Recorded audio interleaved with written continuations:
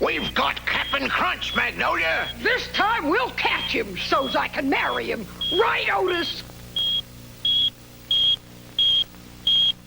Shh, quiet.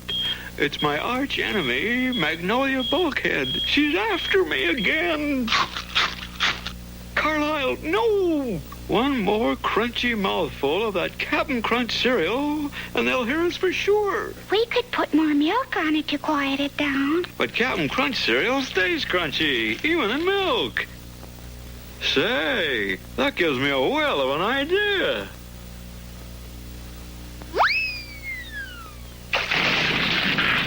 There he is! I know that familiar crunch sound anywhere. Follow him, Otis!